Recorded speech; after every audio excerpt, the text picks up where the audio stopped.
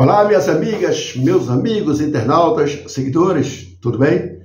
Sua única limitação é aquela que você coloca em sua própria mente, não é verdade? Bom, meus amigos, minhas amigas, vamos a mais uma edição de 3 Dedos de Prosa, comentários diários sobre o noticiário local, regional, estadual, nacional e internacional. Se gostarem, por favor, dê o joinha aí de gostei.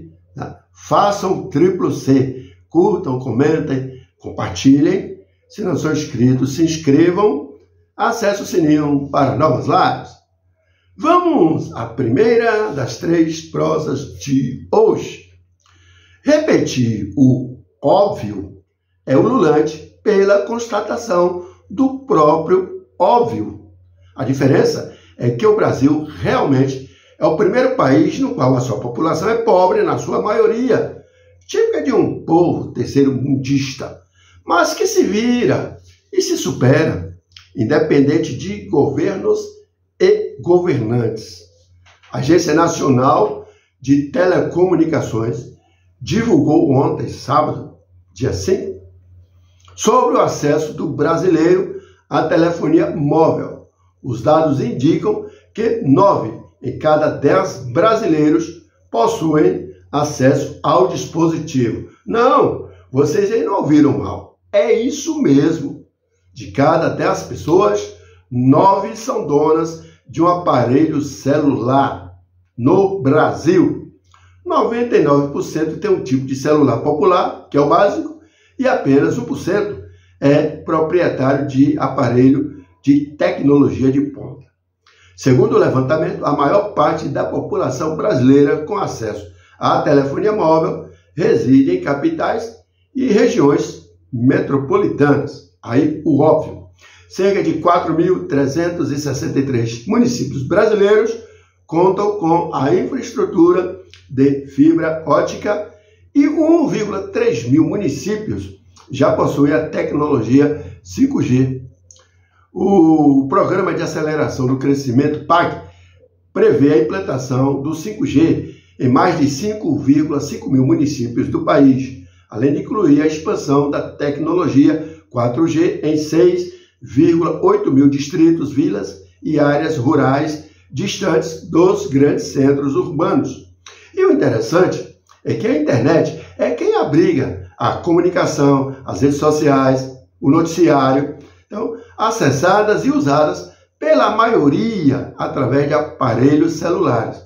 Um detalhe a ser observado: computadores, notebooks e tablets estão sendo aos poucos aposentados. Portanto, são inexplicáveis as cruzadas de guerras contra as redes sociais. E pode-se considerar como doença grave pessoas que apoiam a censura na internet. São pessoas insanas.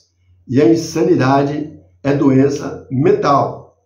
Outro óbvio. Vamos agora à prosa de número 2. A grave seca que atinge diversas regiões da Bahia, especialmente a Chapada Diamantina e o centro-norte do estado, levou o presidente da União dos Municípios da Bahia, UPB, Wilson Cardoso, a solicitar apoio emergencial ao governo federal. Durante a audiência com o presidente Luiz Inácio Lula da Silva, dia 3, Wilson, que também é prefeito de Andaraí, detalhou os impactos da estimativa, como a baixíssima vazão do rio Tinga, morte de animais e o desabastecimento que já leva escolas a suspenderem as aulas em algumas cidades baianas. O prefeito participou ainda do lançamento do programa federal Brasil Dando a Volta por Cima, que visa apoiar a situação de pessoas em vulnerabilidade, cidades em caos. O Wilson Cardoso destacou que a equipe jurídica da UPB está mobilizada, aliás, para auxiliar os municípios no cadastro do Sistema Integrado de Informações sobre Desastres, que é uma etapa fundamental para garantir a liberação de recursos federais. A medida permitirá a adoção imediata de ações de assistência humanitária, principalmente. Vamos agora à prosa de número 3, a última de hoje. As tarifas abrangentes impostas pelo presidente dos Estados Unidos, Donald Trump, entraram em vigor ontem, também sábado, dia 5, como parte de sua estratégia econômica de incentivo à produção local, à produção doméstica. Em publicação na rede Truth Social, o republicano pediu paciência à população e afirmou que a medida trará resultados históricos. Disse ele: aguentem firme, não será fácil, mas o resultado final será histórico. Segundo Donald Trump, as tarifas estão trazendo de volta empregos e empresas como nunca antes, embora admita que os preços devem subir temporariamente para os consumidores americanos. A nova taxa mínima é de 10% sobre a maioria dos produtos importados, somando-se a outras tarifas, claro, já existentes. Alguns itens estão isentos, como petróleo, gás, cobre, ouro, prata, platina, paládio, madeira, semicondutores, produtos farmacêuticos e minerais não produzidos na América. Já as importações de aço, alumínio e automóveis seguem com as sobretaxas anteriores de 25%. Parceiros do TMEC, como Canadá e México, também são afetados por tarifas específicas, 25% sobre produtos fora de acordo e mais 10% sobre hidrocarbonetos canadenses.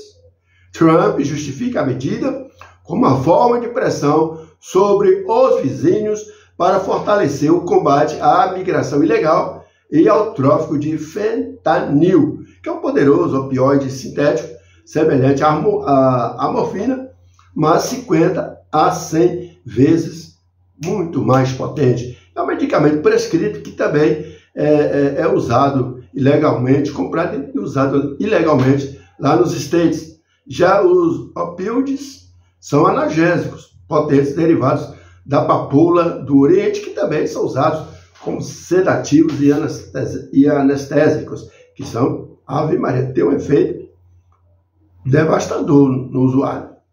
De acordo com o secretário do Tesouro, Scott Bessent, a receita anual com as tarifas pode chegar a 600 bilhões de dólares.